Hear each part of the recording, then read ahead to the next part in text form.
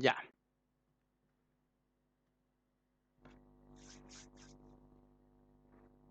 Hola a todos, que el Señor los bendiga. Es un agrado poder estar conversando con ustedes nuevamente en un nuevo programa de Religión al Descubierto.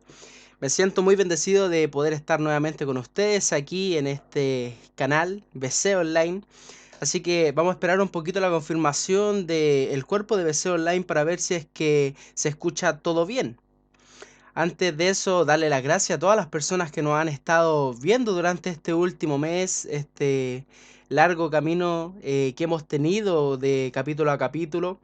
Y la verdad es que estoy muy agradecido de parte de ustedes y agradecido del Señor también en esta meta, ¿cierto? Nosotros hace muchos años habíamos empezado con este proyecto y cada vez estamos llegando a más personas. Eso me da mucha alegría a mí y me da mucho gozo el hecho de que llegamos a tantas personas, así que les doy la gracia y muchas bendiciones. No se olviden de estar compartiendo, ¿cierto? El directo em, de tu radio y canal de televisión BC Online. Y no hay más. Acuérdense también de estar siguiendo la página Religión al Descubierto, donde cada vez estamos siendo más personas que estamos interesadas en lo que es la apologética y realmente queremos ser muchos más. Así que acuérdate de estar compartiendo eso. Y nos acaban de confirmar que se está escuchando perfecto. Así que muchas gracias a la gente que se está conectando de a poquito. Acuérdense de que hoy día tenemos un tema muy complicado, muy complejo. Te invito también a ver el resto de entrevistas y conversaciones que tuvimos con algunos invitados predilectos, invitados de categoría. Así que quiero darle un pequeño spoiler de lo que viene hoy día. Hoy día viene un tema muy peliagudo. Para los, ¿cómo podríamos decirle? Para los hermanos que están aquí capítulo tras capítulo, escuchando lo que es Religión al Descubierto, se habrán percatado que la semana pasada hablamos con Jonathan Guzmán y hablamos sobre las misiones transculturales. Fue un tema muy complicado y un tema en el que llegamos en una conversación muy amena. Hoy día me gustaría hablar sobre algo de ahí adentro, de esas misiones transculturales, pero quiero enfocarme en algo en específico. Y es en el hecho de qué creen los judíos quién era Jesús. Y ese tema quiero que quede en claro, quede en tela de juicio crítico el hecho de hablar sobre qué es lo que creen los judíos con respecto a Jesús de Nazaret. Así que, sin nada más que decir, acuérdense de estar comentando para poder enviarles sus saludos y sus bendiciones. Así que vamos a estar orando. Padre amado, Padre celestial, te damos las gracias, Señor, por estar con nosotros nuevamente en este lugar. Te quiero pedir, Señor, que tú puedas bendecir, Señor, este estudio. Te quiero pedir que tú puedas llenar los corazones de las personas que están detrás de ese dispositivo móvil, sea computador, tablet, televisión, en nuestra radio, etcétera, etcétera. Pero te quiero pedir, Señor, que tu mensaje caiga en esa tierra, Señor, fértil, para que pueda crecer esa semilla, Señor. Y para las personas que no creen, que puedan tener su visión con ojos críticos y sin prejuicios de nada. Así que, sin nada más que decir, Señor, te lo pedimos en el nombre del Padre, del Hijo y del Espíritu Santo. Amén y amén. Amén. Así que, sin nada más que decirle, me gustaría que comentaran, que fuera una conversación entre tú y yo, y pudiéramos hablar un poquito sobre la visión que tiene el judaísmo con respecto a Jesús de Nazaret. Es un tema muy complicado porque nosotros sabemos que por medio de la historia y por medio del sentido común, sabemos que Jesús era judío. Era un judío galileo. Hablaba el idioma de los judíos, el arameo en ese tiempo, dependiendo de la sección geográfica. eh, Sabía leer hebreo, cierto que era la lengua primordial de las escrituras judías, y también según algunos eruditos e historiadores, se sabe que sabía hablar griego, latín no, eso queda descartado, pero sí sabía hablar griego. Entonces, Jesús de Nazaret tenía algún tipo de conocimiento de estos idiomas. Ya nos llegó nuestro primer comentario. Nuestra hermana Gladys Castillo Sánchez nos dice: saludos David, Dios te bendiga, un abrazo desde Valdivia, interesante tema. Muchas gracias, hermana, que el Señor la bendiga. Y sí, este tema va a venir muy complicado, así que me gustaría que todos nosotros estemos con una visión crítica y con una visión directa de lo que vamos a estudiar.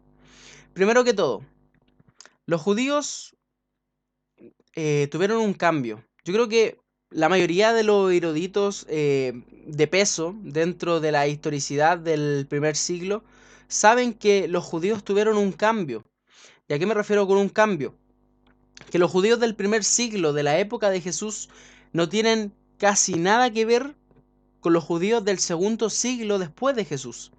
¿A qué me refiero con esto? Me estoy refiriendo a que en el primer siglo habían escuelas rabínicas, habían escuelas de interpretación, habían tradiciones, etcétera, etcétera, etcétera. En el segundo siglo seguimos teniendo las mismas tradiciones, etcétera, etcétera. Pero cambia el pensamiento judío. Ese pensamiento judío va cambiando. ¿Y por qué va cambiando? Porque en el segundo siglo es cuando se abre el tema de la tradición rabínica.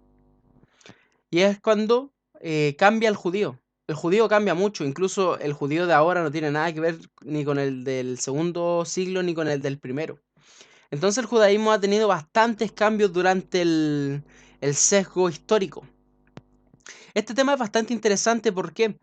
Porque me gustaría mostrarle la perspectiva de los judíos, historiadores judíos de peso, de por lo menos que vivieron en nuestra época cercana.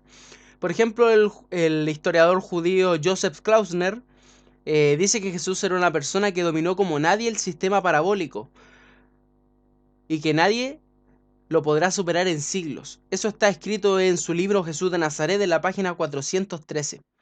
Me gustaría hacer un percance en esto.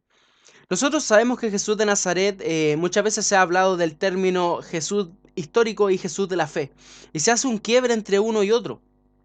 Y eso siempre nos ha generado un problema para nosotros los cristianos, porque los cristianos creemos que el Jesús histórico y el Jesús de la fe son el mismo. Pero los escépticos tienden a separar uno del otro. Nosotros tenemos un estudio bien bueno que hicimos con Rubén Acuña de Dúvidas, que está ahí en en la página BC Online y en nuestro canal de YouTube Religión al Descubierto. El tema es el siguiente.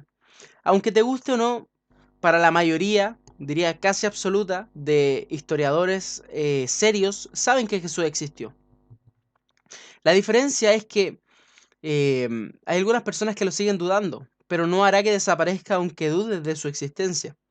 Otra cosa me gustaría recalcar es que la vida de Jesús no es todo lo que está en el Nuevo Testamento. Para la historicidad de Jesús hay algunos escépticos que quitan varios trozos del Nuevo Testamento, en específico de los Evangelios, y tratan de dejar las cosas que ellos creen que son históricas y que otras cosas no. Entonces, para nosotros como cristianos, en este caso, los invito a que nosotros hagamos apología y que nosotros ocupemos herramientas históricas para poder defender los relatos bíblicos, los relatos de los evangelios en este caso. Pero me gustaría empezar primero con eso. Se creía, tuvimos un estudio con respecto a Jesús de Nazaret, si es que era un maestro o no. Fue un debate que tuve con un judío llamado Daniel, que fue un debate muy bueno. Jesús estudió, ¿cierto? Es lo que el consenso histórico se sabe, estudió en las sinagogas, que eran centros de estudio en la época, y era una persona que dominaba mucho el Antiguo Testamento, la Tanaj. Entonces, nosotros sabemos que Jesús tuvo una educación. Con respecto a la visión de los judíos actuales, podemos ver que en este caso Klausner nos dice que Jesús era una persona que dominaba las parábolas como ningún otro. Y eso es algo interesante, porque para que un judío acepte que hay una persona que domina las parábolas como ningún otro, quiere decir que ese hombre, al menos en sus enseñanzas, tenía una capacidad lingüística, litúrgica y de memorización increíble. Así que eso me gustaría que lo tomaran en consideración. También Klausner nos dice lo siguiente, y cito textualmente, con respecto a Jesús de Nazaret. Dice: Jesús habló arameo, y no hay ningún indicio de que supiera griego. Ninguno de sus dichos presenta una señal clara de influencia literaria griega. Eso lo dice en la página 364. O sea, él, como judío, es tan judío él en el tema de cómo ve a Jesús de Nazaret, que él dice, él solamente hablaba hebreo y listo, no hablaba ningún otro idioma. Pero tenemos varios indicios y varias argumentaciones históricas con respecto a que Jesús sabía al menos griego por el trabajo que él tenía. Tomen nota, Jesús no era carpintero. Eso es una mala traducción. ¿Y por qué me refiero con esto? Porque la palabra en griego para carpintero que se ocupa en el Nuevo Testamento es tectón. Y la palabra tectón significa constructor técnico. Es un tema bastante interesante. Un constructor técnico era una persona que trabajaba comúnmente en piedra, aunque también tenía conocimientos en la madera, pero no era un carpintero en sí, sino que era más un tema de artesano en casas y en remodelaciones, etcétera, etcétera, etcétera. Incluso para algunos que creen que, por ejemplo, en ese tiempo todo estaba hecho de madera, no es así. La madera en Galilea en ese tiempo era demasiado escasa. No había madera para poder suplir, por ejemplo, las crucifixiones de los romanos. Los romanos tenían que pedir a regiones externas a Galilea y a sus alrededores para poder traer la madera, y la madera la traían en carruajes grandes. Entonces, hablando en ese contexto, Jesús era un artesano, era un constructor técnico. Y en ese caso, cuando él conversaba y hablaba con personas de su época, los soldados romanos comúnmente su idioma nativo era el latín y hablaban entre ellos el latín. Pero por ejemplo, cuando hablaban con personas que no eran romanos, ocupaban el griego. Por ende, conversaciones como las que pudo tener con el centurión romano o conversaciones que pudo tener con Poncio Pilato posiblemente las dictó en griego. Así que creo que no hay ningún problema en el hecho de asumir que Jesús de Nazaret sabía 3 idiomas y no solamente uno. Así que, como primera cosa, según la visión actual del judaísmo, o por lo menos la más cercana a nosotros, es que Jesús de Nazaret era una persona que tenía un lenguaje parabólico increíble. Segunda cosa, me gustaría también mencionar las cosas que mencionan las fuentes rabínicas. Me acuerdo que en nuestro estudio de Jesús realmente existió, yo menciono las fuentes rabínicas como prueba de la existencia de Jesús de Nazaret. Pero no sé si ustedes se acuerdan, acuérdense de estar comentando también para no, para que tengamos un diálogo. ¿Se acuerdan que yo mencioné que las fuentes rabínicas tienen mucha diferencia con lo que es el Nuevo Testamento? Las diferencias son muy notables, muy notables. Hay mucha diferencia entre los escritos rabínicos y las fuentes de los evangelios. Por ejemplo, una de estas sería el hecho de que Sanedrín 41:6 nos dice que Jesús tuvo 5 discípulos. Sus nombres eran Matai, Nakai, Netzer, Buni y Todá. Los primeros nombres pueden identificarse rápidamente con Mateo y Nakai con Lucas. Matai tiene una raíz etimológica muy parecida al nombre Mateo. Y Nakai se parece mucho lingüísticamente al nombre Lucas. No hay un consenso con respecto a la identidad de ese discípulo. Eh, Esto es interesante. Uno de sus discípulos se llamaba Netzer. Lo interesante es que la palabra Netzer viene de Notzrim. Y esta palabra era con la que los judíos, al menos en el año 90 después de Cristo, era la palabra con la que se apodaban a los cristianos. Nosotros sabemos que la primera vez que se le nombran cristianos es en Antioquía, ¿cierto? Pero en algún momento se le llaman los nazarenos y eso se ve en el libro de Hechos. Entonces era un apodo que posteriormente fue utilizado dentro de las personas externas al cristianismo para referirse a los cristianos. Entonces cuando él dice que hay uno de sus seguidores que se llama Netzer, quiere decir que había un seguidor que era un cristiano. Buni, Buni es una glosa talmúdica que lo más probable es que tenga que ver con Nicodemo, la palabra Nicodemo. Que eso es interesante también. Y la palabra Todá tiene toda la raíz etimológica de la palabra Tadeo, que sería Judas Tadeo, uno de los discípulos, uno de los 2 Judas del círculo íntimo de Jesús de Nazaret. Entonces, lo que nosotros entendemos es que al menos los judíos en el primer siglo sabían que Jesús tenía discípulos. Y esto me parece muy interesante porque el hecho de tener discípulos indudablemente hacía entender que ellos creían que Jesús era un maestro. Eso es interesante. ¿Quieren también una cita con respecto a que Jesús fue un maestro directamente de los mismos judíos? La tenemos. Las escrituras rabínicas mencionan a Jesús como un maestro de la Torá, como un maestro de la Tanaj. Eso está en Abodá Sará 17a, Koleket Rabá 183 y en la Tosheba Julim 224. Ahí es donde a nosotros los escritos rabínicos nos mencionan que Jesús era un maestro de la Torá. Así que hay dos puntos que las fuentes rabínicas nos mencionan y que están en concordancia con los evangelios. Acuérdense ustedes que según los mismos escépticos y ateos, los únicos escritos del primer siglo que tienen que ver algo con el Jesús histórico son los 4 evangelios. No hay más.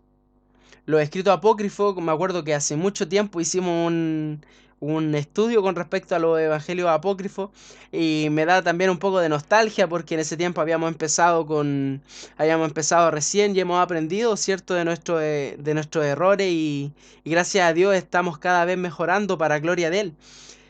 Me acuerdo que en ese tiempo hablamos con respecto a los evangelios apócrifos y que no podían entrar dentro de una búsqueda del Jesús histórico. Entonces, las únicas fuentes del primer siglo que tenemos son los 4 evangelios. Y cada vez que hay una fuente externa a los 4 evangelios que confirma lo que dicen los 4 evangelios, eso quiere decir que la fuente externa está diciendo algo del primer siglo. Pero cuando la fuente externa a los evangelios dice algo radicalmente contrario a la fuente del primer siglo, quiere decir que no está diciendo algo del primer siglo, sino que algo posterior al primer siglo. Porque los escritos, me gustaría incluso hacerles también el estudio con respecto a eso, la fiabilidad de los evangelios. Los evangelios se nota que son escritos por personas sinceras. Por ejemplo, cuando habla de que los discípulos eran cobardes, tenían miedo, no creían en Jesús. Cuando las mujeres le dijeron que Jesús había resucitado, no lo creyeron, ¿cierto? Dudaron hasta el final, no solamente Tomás lo hizo, sino que todos dudaron de que Jesús había resucitado. Entonces, esas cosas son, para nosotros, los que vemos las cosas desde una perspectiva histórica, se llama criterio de la vergüenza. ¿Qué dice el criterio de la vergüenza? Dice que un escritor jamás escribiría algo que lo dejara mal a él. Por ende, sería muy raro que los discípulos escribieran algo relacionado a ellos mismos que los dejara mal. Así que, pero me estoy desviando un poquito del tema. Según lo que estamos viendo en las fuentes rabínicas primitivas, ¿cierto? Nos dicen que Jesús tenía discípulos, no nos dice que tenía 12, pero hay un consenso, incluso de historiadores escépticos que creen que eran 12. Los escritos rabínicos solamente mencionan 5. Segundo, creían que Jesús era un maestro de la Torá. Esto es algo impresionante. Los judíos que digan que él es un maestro de la Torá es una demostración pero inmensa de en cuánta estima estaba Jesús para el pueblo judío de por lo menos ese entonces. Entonces, ya tenemos dos cosas de las cuales nosotros podemos sacar a flote cada vez que nosotros conversemos con nuestros hermanos judíos. También me gustaría ir a un tercer punto, y esto lo quiero leer, ¿cierto? El tercer punto, vamos a mencionar la fuente rabínica, vamos a mencionar cómo los judíos vieron la muerte de Jesús de Nazaret. La muerte de Jesús de Nazaret, yo creo que es un tema que abordé también en el caso de si Jesús existió o no. Vayan a ponerle replay, vayan a verlo porque es muy entretenido el tema. Pero en el momento que yo hablo de Jesús de Nazaret de las fuentes rabínicas, es cuando menciono las diferencias que hay entre fuente y fuente. Las fuentes rabínicas nos mencionan cosas muy distintas a lo que nos mencionan los evangelios, pero hay cosas que son idénticas a las de los evangelios. Primero me gustaría mencionar las cosas que son idénticas a las de los evangelios. Por ejemplo, las fuentes rabínicas en Sanedrín 67a nos dice que la madre de Jesús se llamaba Miriam, en español María, y su padre se llamaba Estada, que en español significa José. Esto es algo interesante. En Sanedrín 43a, que lo vamos a analizar más adelante con más detalle porque es un texto sumamente largo, no es solamente un trocito pequeño, es un texto bastante largo que habla de Jesús, nos dice que Jesús era un Garov Le Malkut. Un Garov Le Malkut es una referencia a que Jesús era cercano al reino. Entonces, para algunos talmudistas, creen que se está refiriendo a que él venía de algún linaje ancestral muy importante para Israel.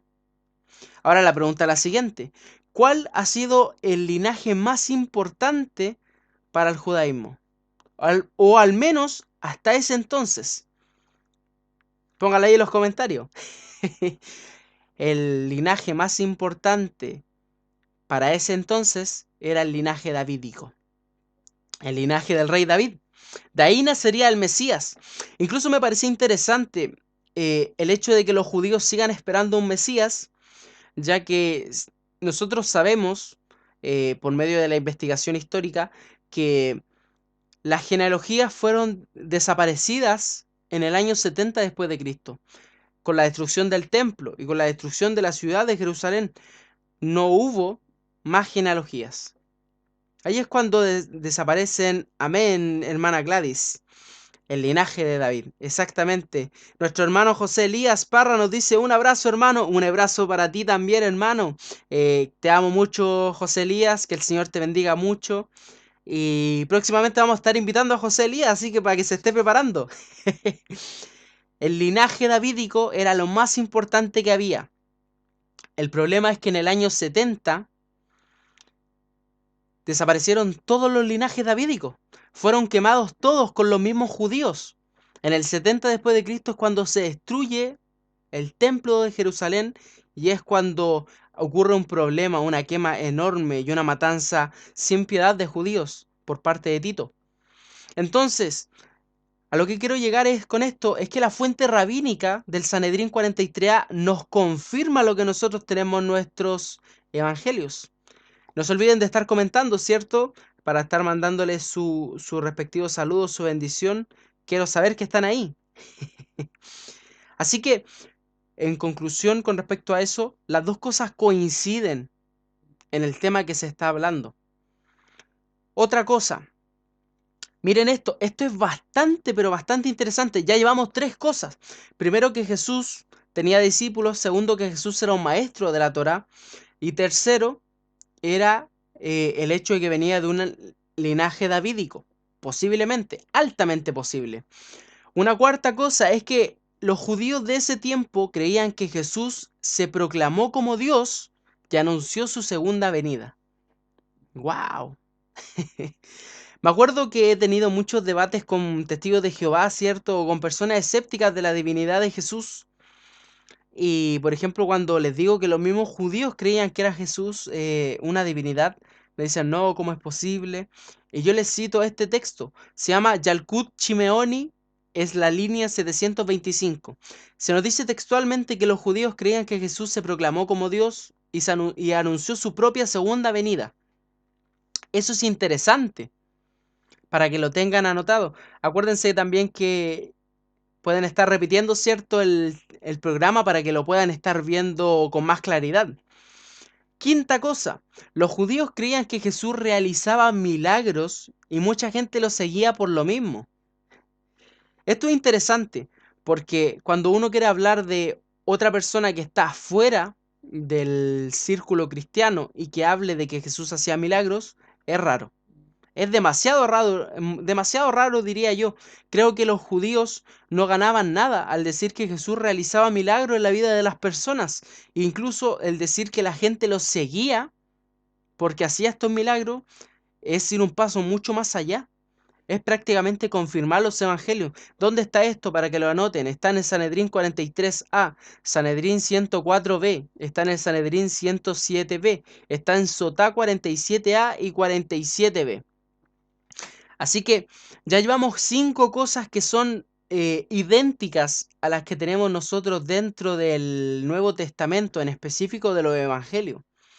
No se olviden de estar compartiendo este directo para que le esté llegando cada vez a más personas, ¿cierto? No se olviden de estar visitando la página Religión al Descubierto. Cada vez nosotros estamos siendo más personas que queremos estudiar historia y estamos apasionados por predicar a nuestro Cristo. Acuérdense también de seguir la página BC Online, tu canal y radio predilecta de Chile.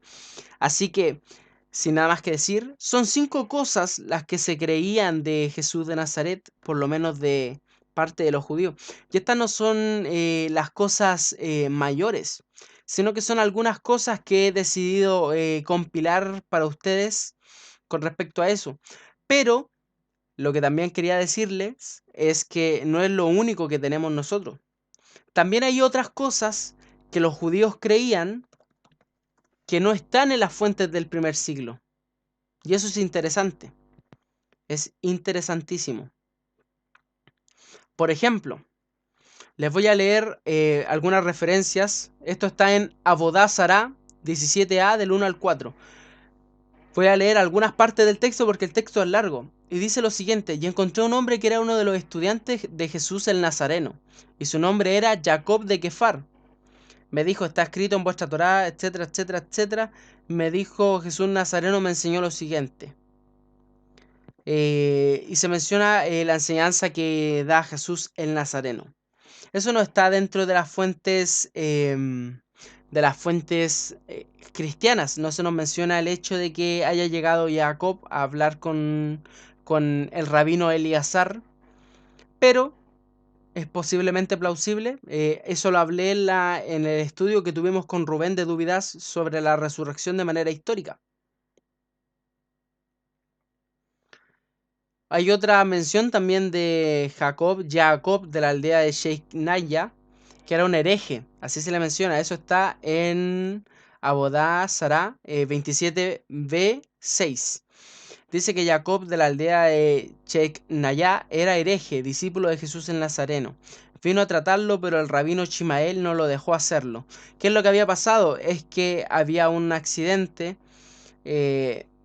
había un hombre que se llamaba Ben Dama, que lo fue mordido por una serpiente. Incluso eso me hace recordar mucho, mucho a lo que dice el Nuevo Testamento. No sé si es que fue una construcción literaria. Miren, por ejemplo, con respecto a esto, quiero que con esto se tome máxima discreción. Esto está en Gitim 57a4 y dice lo siguiente: Ónkelos entonces fue y levantó a Jesús el Nazareno de la tumba a través de la nigromancia. Ónquelos le dijo: ¿quién es el más importante en este mundo? ¿Dónde está ahora? Jesús le dijo: el pueblo judío. Ónquelos le preguntó: ¿debo acordarme a ellos entonces en este mundo? Jesús le dijo: su bienestar buscaréis, su desgracia no buscaréis, porque todo aquel que los toque es considerado como si estuviese tocando la manzana de su ojo. Ónkelos le dijo: ¿cuál es el castigo de ese hombre? Un eufemismo para Jesús mismo. En el mundo siguiente, Jesús le dijo: es castigado con excremento hirviendo, como dijo el maestro. Cualquiera se burle de las palabras de los sabios será sentenciado a excremento hirviendo. Y en este fue su pecado, ya que se burló de las palabras de los sabios. Los comentarios de Gemara ven a ver la diferencia entre los pecadores de Israel y los profetas de las naciones del mundo, como Balaal, que era un profeta, deseaba que Israel dañara, mientras que Jesús el Nazareno, que era un pecador judío, buscó su bienestar. Eso es lo que menciona esta fuente rabínica, que no está en concordancia con las fuentes del primer siglo. Aquí se menciona una resurrección burlesca de parte de Jesús de Nazaret. Ónkelos, que era un conocido del pueblo, nos dice de que levanta a Jesús de la tumba a través de la nigromancia, de la magia negra. Y le empieza a hacer preguntas. Prácticamente se parece más a un medium, más que a una resurrección, es un medium entre Jesús y, ¿cómo se llama?, y los hombres. Y le hace estas preguntas. Aquí dice que Jesús está hirviendo en excremento hirviendo, ¿cierto? Porque fue un pecador y que buscó su bienestar y que era un hereje, etcétera, etcétera, etcétera. El problema es el siguiente. Esta fuente habla de una resurrección. Incluso con los judíos me gustaría hacerle unas preguntas. Decirles lo siguiente. Si en sus escrituras rabínicas mencionan que Jesús fue levantado de la tumba a través de magia negra, ¿es posible que Dios, Elohim, el Eterno, haya levantado a Jesús de los muertos? Es una pregunta muy interesante que me gustaría que la tuvieran ahí en mente, porque eso sería un golpe directo hacia lo que es el judaísmo actual, que niega a rajatabla lo que es la resurrección. Nosotros creemos en la resurrección, nosotros tenemos evidencia de la resurrección. La evidencia, por ejemplo, la pueden encontrar en el estudio con Rubén, hace 2 semanas o 3 semanas atrás. Así que ahora vamos a pasar al texto que le había dicho, a Sanedrín 43a. Es el texto más conocido de la existencia de Jesús. Y dice lo siguiente, Sanedrín 43a dice: en la víspera de Pascua colgaron el cadáver de Jesús el Nazareno después de que lo mataron por medio de la lapidación. Y un llorón, que era una persona que iba anunciando el juicio delante del imputado, salió delante de él durante 40 días, proclamando públicamente: Jesús el Nazareno va a ser apiedrado porque practicó la brujería, incitó a la gente a adorar a los ídolos y desvió al pueblo judío. Cualquiera que sepa de una razón para absolverle, debe presentarse y enseñarlo en su nombre. Y la corte no encontró una razón para absolverlo, y así lo apiedraron y colgaron su cadáver en la víspera de Pascua.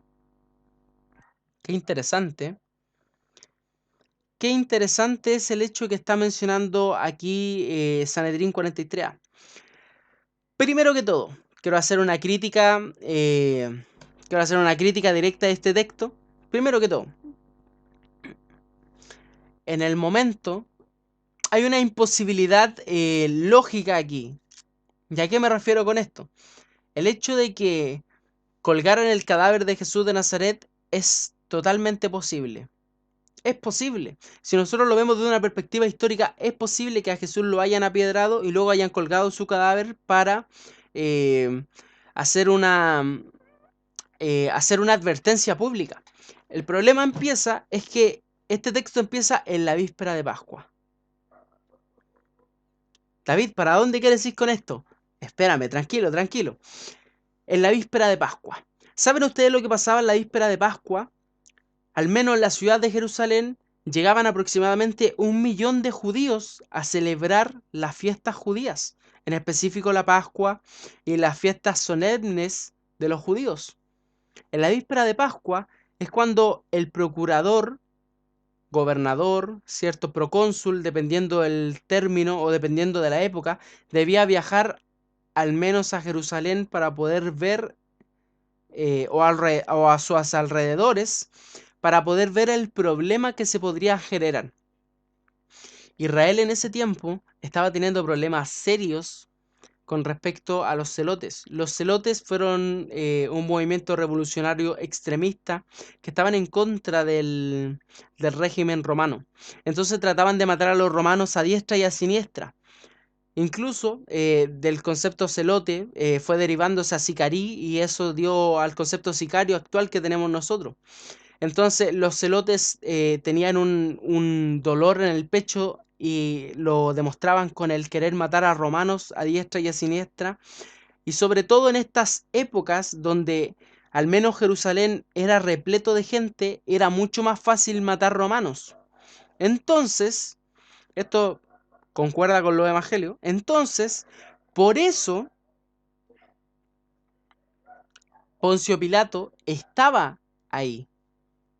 Incluso hipócritamente los judíos le dicen: nosotros no tenemos la potestad de matar a nadie. Eso es algo muy interesante porque exactamente están hablando toda la razón. Ellos no tienen el derecho de matar a nadie. Eso fue un derecho que se les quitó desde la época de Augusto César.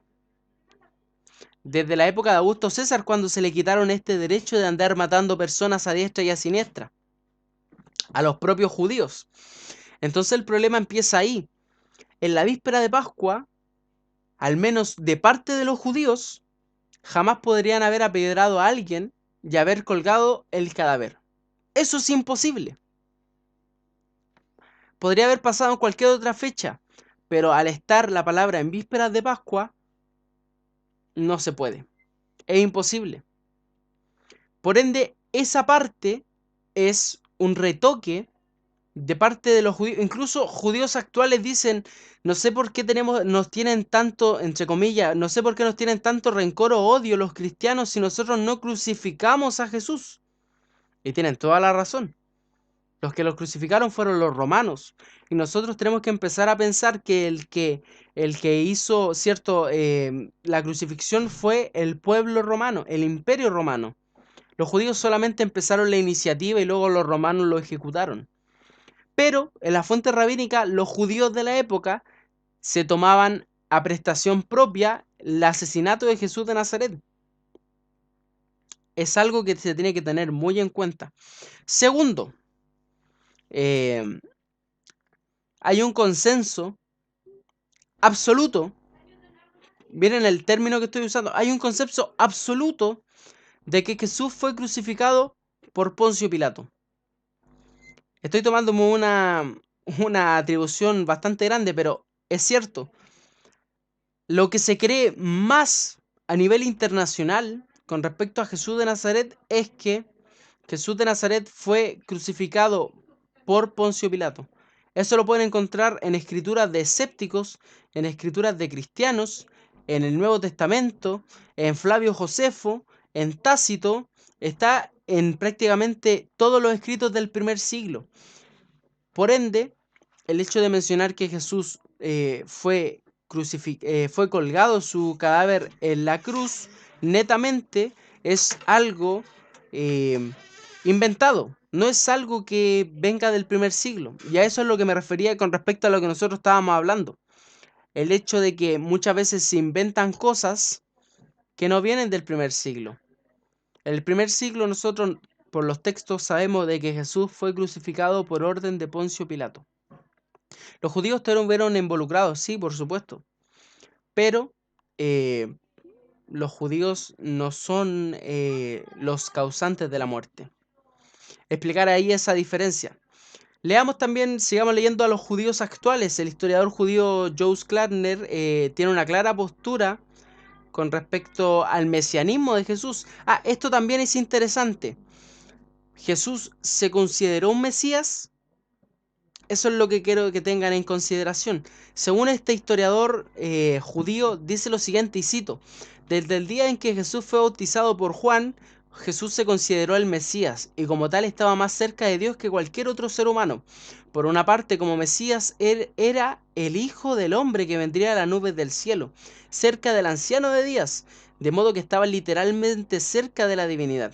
Por otro lado, era de él, del Mesías, de quien se decía el Salmo: tú eres mi hijo, yo te engendré hoy. Klausner no cree que Jesús sea el Mesías, pero sí sabe que Jesús se proclamaba como el Mesías. Eso está en su libro Jesús de Nazaret, página 378.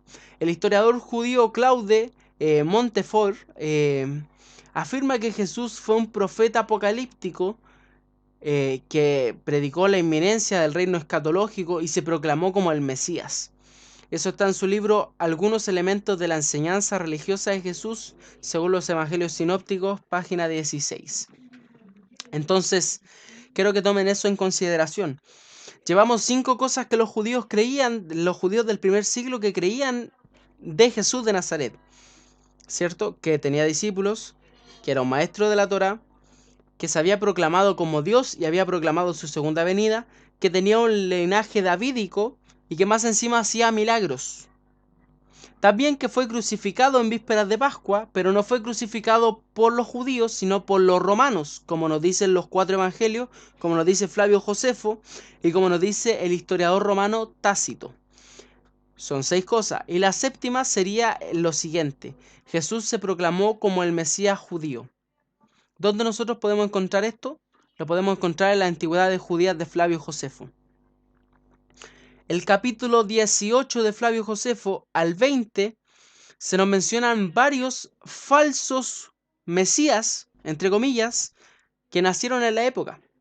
Por ejemplo, en Antigüedades Judías 18 del 5 al 2 se nos menciona cuando se levanta Juan el Bautista, que fue un predicador apocalíptico que predicaba el reino de Dios. Desarrolló la doctrina del bautismo para todo el suelo judaico como un requisito de arrepentimiento y remisión de pecados. En el año 36 después de Cristo, un samaritano reunió a un grupo de personas en el monte de Garizim, prometiendo que Dios mostraría los vasos escondidos del templo. pero Pilato mandó a su ejército y mataron a muchos de ellos. Eso está en Antigüedades Judías 18:4 del 1 al 3. En el año 45, Teudas llamó a sus seguidores junto al río Jordán. Estaba prometiendo que iba a dividir las aguas como en tiempo de la conquista judía. El gobernador Félix lo mató y a muchos de sus seguidores. Eso está en Antigüedades Judías 25:1. En el año 56 después de Cristo se levantó el egipcio. Eso también sale en el Nuevo Testamento. Busquen la referencia, está en el libro de Hechos. Se levantó el egipcio en el monte de los olivos, prometiendo que las murallas de Jerusalén iban a caer. Pero Félix mató y apresó a muchos de sus discípulos. El egipcio no se sabe si murió o no. Eso está en Antigüedades Judías 20 del 8 al 6. En el año 60, otro Mesías se levantó y prometía la libertad en el desierto, pero el gobernador Festo mandó a sus tropas y destruyeron a sus seguidores. En el año 69, 62, 69 se levanta Jesús ben Ananías. Este hombre entró al templo, habló del destino trágico de Jerusalén, fue arrestado por las autoridades judías, fue azotado, fue entregado y interrogado por el gobernador romano Albino, fue azotado nuevamente y finalmente el gobernador Albino lo liberó porque pensó que estaba loco. Eso está en Guerra de los Judíos 653. Entonces, sacando lista, le he mencionado varios falsos profetas y falsos mesías que se levantaron durante la misma época. No sé si se percataron de algo, pero entre el 28 y el 36 hay un lapso sumamente largo de tiempo. Y lo interesante es que Flavio Josefo menciona a Jesús de Nazaret. Y menciona a Jesús de Nazaret como, entre comillas, otro falso mesías. Porque obviamente él como judío no creía que Jesús haya sido el Mesías judío, porque para él su Mesías aún no llegaba. Porque él estaba esperando un Mesías apocalíptico, pero también político. Estaba esperando un Mesías político que los sacara de la esclavitud. ¿Por qué digo que Jesús era otro falso Mesías para Flavio Josefo? ¿Por qué? Porque Flavio Josefo en el testimonio flaviano menciona a Jesús en esa postura. No quiero mencionar nada del testimonio flaviano por el hecho de que lo expliqué en algún momento, que el testimonio flaviano tiene una interpolación cristiana. Eso lo sabemos, creo que es algo indiscutible. Tiene una interpolación cristiana, ¿cierto? Un cristiano retocó, maquilló el texto original de Josefo para hacerlo quedar bien a Jesús, pero nosotros nos dimos cuenta. Nos dimos cuenta que estaba maquillado porque Flavio Josefo no fue nunca cristiano. Pero lo que no pudieron maquillar los cristianos, el texto que habla de Jesús es Antigüedades Judías 18:3:3. Pero lo que no pudieron eliminar los cristianos es el 18:3:4, que sería por así decirlo, el versículo siguiente, que dice así: por las mismas fechas otro suceso espantoso sacudió a los judíos. Eso es interesante. O sea, para Flavio Josefo era Jesús una parte desastrosa antes de la destrucción del templo. Eso también corrobora el testimonio flaviano. Por ende, si nosotros nos ponemos a pensar, Jesús, para al menos Flavio Josefo, era parte de una lista interminable de falsos mesías. Me encantaría tener todo el tiempo del mundo para poder explicarles por qué creo que Jesús de Nazaret es el Mesías prometido de Israel y explicarle con texto de los mismos rabinos que mencionan cosas bastante interesantes. Así que sacando estos ciertos puntos que vamos teniendo ahora, vamos teniendo varios puntos que corroboran con las, ¿cómo se llama?, fuentes del primer siglo. Jesús tenía discípulos, Jesús fue un maestro, Jesús se proclamó como Dios y anunció su segunda venida, Jesús hizo milagros, Jesús se proclamó como el Mesías, Jesús viene de un linaje davídico. Son cosas que hemos estado analizando ahora. Otra cosa también que me gustaría mencionar es el hecho de... ¿Cómo les podría decir esto? Es el hecho de que los judíos... Ahora nos vamos a meter de lleno en las cosas que son diferencias absolutas. Los judíos Y no solamente los judíos, también hubo un griego que habló de esta historia, pero los judíos mencionan una historia muy diferente. ¿Ustedes se acuerdan de cómo nació Jesús? ¿Cómo nació Jesús? Yo creo que todos me van a decir, como buenos cristianos, a ver, escríbanlo en los comentarios, ¿cómo nació Jesús? ¿Cómo fue el nacimiento de Jesús? ¿Natural? ¿Sobrenatural? ¿Cómo fue? Antes de eso, es darle las gracias a todas las personas que se están conectando de a poco, que el Señor los bendiga, ¿cierto? No se olviden de estar siguiendo Religión al Descubierto, tu página predilecta sobre apología histórica. Seguir el canal BC Online, que está transmitiendo las 24 horas programas, música, videos, conciertos, películas, etc. Así que no se olviden de estar siguiendo las dos páginas. Aquí voy con este concepto. Jesús en las fuentes judías nació producto de una fornicación. Sí, amigos míos. Los judíos creen que el nacimiento virginal no es posible, no pasó, y solamente fue para tapar una relación promiscua que hubo ¿cómo se llama? Entre María y otro personaje tercero en la relación. Así que me voy a enfocar en esto, en este concepto que es un tanto judío y un tanto griego. Las fuentes rabínicas lo mencionan y Celso, que es un griego que quería humillar a Jesús, la mencionan. Aquí quiero que se tenga suma discreción con las palabras que voy a decir. Estas palabras no provienen de mi persona, sino que estas palabras provienen de parte de las fuentes rabínicas. Las fuentes rabínicas nos dicen lo siguiente, que los padres de Yeshua se llamaban Miriam y Estada, María y José, pero agregan a un tercero en la relación que se llamaba Pantera, que era un soldado romano amante de Miriam. Estos últimos tuvieron relaciones sexuales a escondida y de esto nació Jesús producto de una fornicación. Wow. Eso está en Sanedrín 67a. Sanedrín 106a nos dice que María se había hecho prostituta entre carpinteros.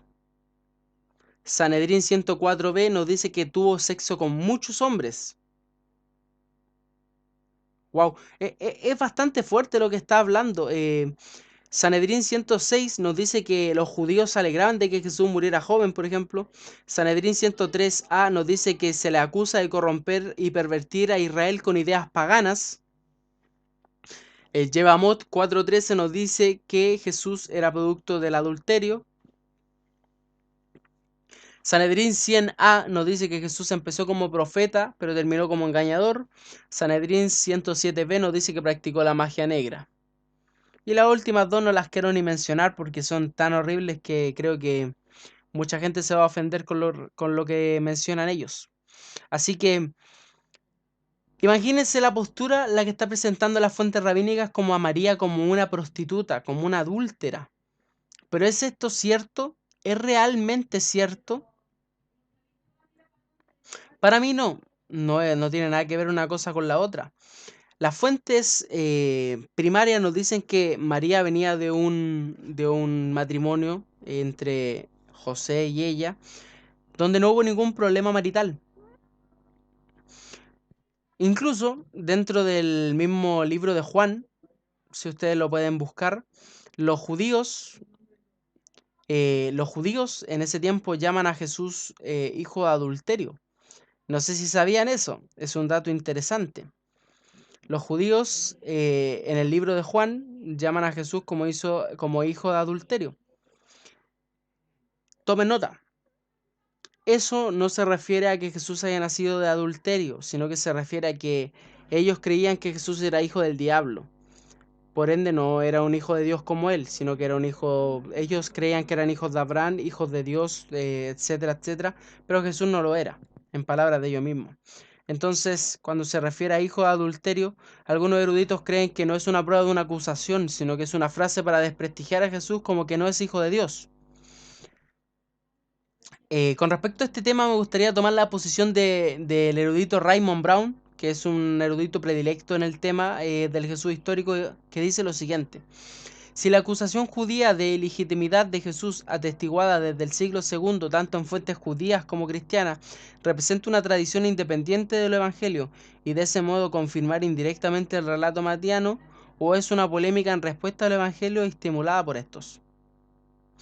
Entonces lo que nos quiere decir Raymond es que no nos enfoquemos en el hecho de que María era una prostituta o no lo era, que cosa que no es, y lo vamos a corroborar de inmediato, sino que lo que dice que tenemos que enfocarnos si es que el texto donde se menciona a María en esa condición, si es una confirmación indirecta del Evangelio de Lucas o es una respuesta a los Evangelios, que cualquiera de las dos cosas podría hacernos sumamente favorables para nosotros como historiadores.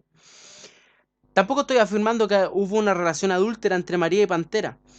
Si comparas la magnitud de tiempo entre las fuentes cristianas que vienen del primer siglo, como les decía antes, y la fuente del Talmud y Celso, viene del tercer siglo. Por ende, las fuentes del primer siglo nos mencionan un paradero natural.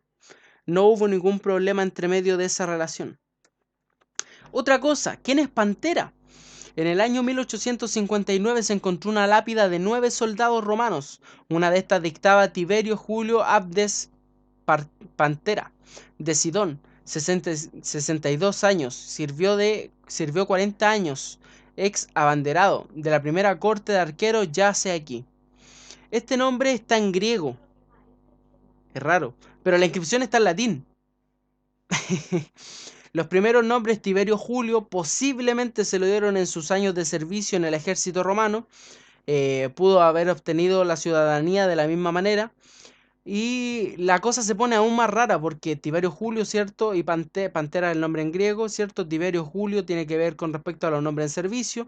Y el nombre Abdes es un nombre hebreo que significa siervo de Dios, dando a entender que tiene hasta un parentesco judío semítico.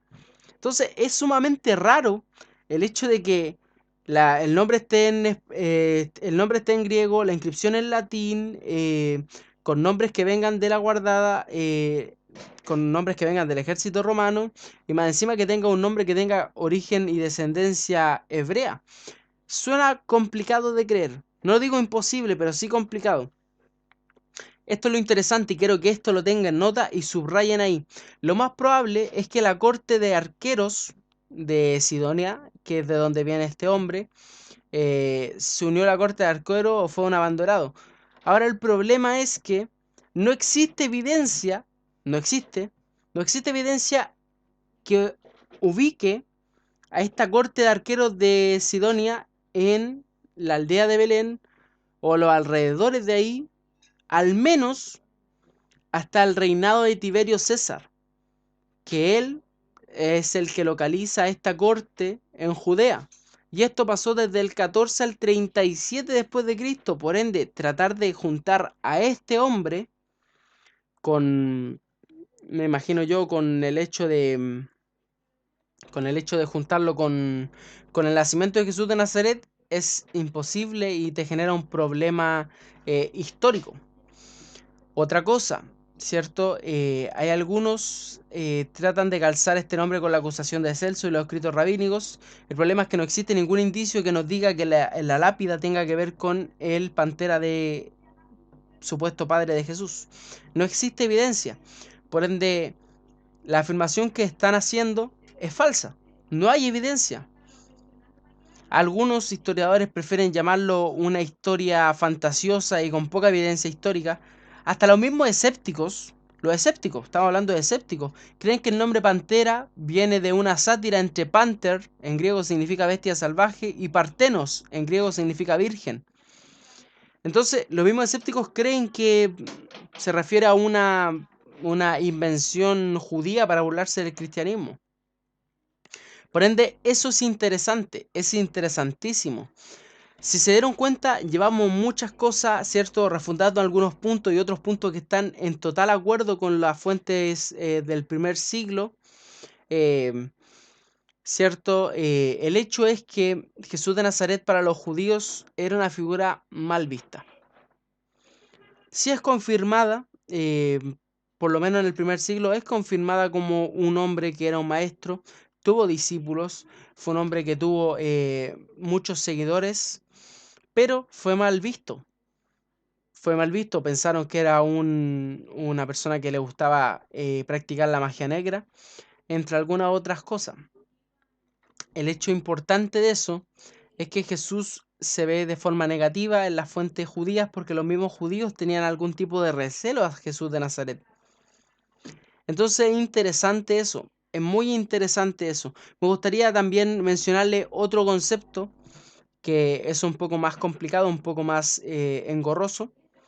Una vez yo tuve un debate con un judío, ¿cierto? Está en la página de Religión al Descubierto, que estuvimos hablando sobre si Jesús había estudiado en una escuela de interpretación rabínica, sí o no. No en una sinagoga, en una escuela de interpretación rabínica. Y mi postura era que no. No había estudiado en una escuela de interpretación rabínica porque no existen bases, no existe evidencia. Pero sí en una sinagoga, porque no hay evidencia, hay indicios, pero no en una escuela de interpretación rabínica. Por ende, de eso se trataba el debate.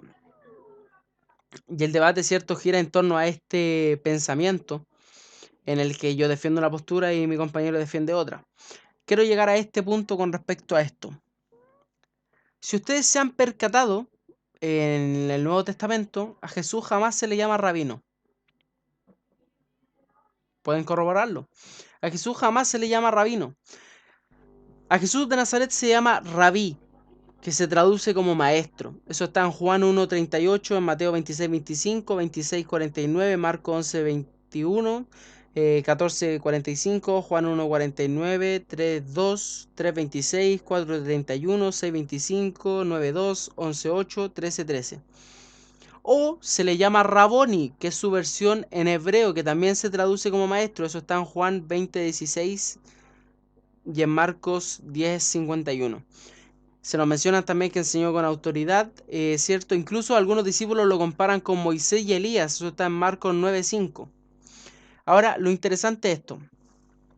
Los seguidores, porque en esa lista de texto hay personas que son discípulos originales de Jesús y hay otras personas que son seguidores terceros de Jesús. No eran parte del círculo íntimo de Jesús. Y le llaman rabí, no le llaman rabino, le llaman rabí. Ahora me parece interesante esto y lo quiero recalcar y lo quiero mencionar. La diferencia entre rabino y rabí aparece en la fuente rabínica. Aparece en la fuente rabínica y les voy a dar los textos para que ustedes lo puedan buscar también con respecto a este mismo tema. El rabino era la persona que estudiaba. Les voy a explicar un poquito el hecho de cómo se estudiaba en Israel del primer siglo.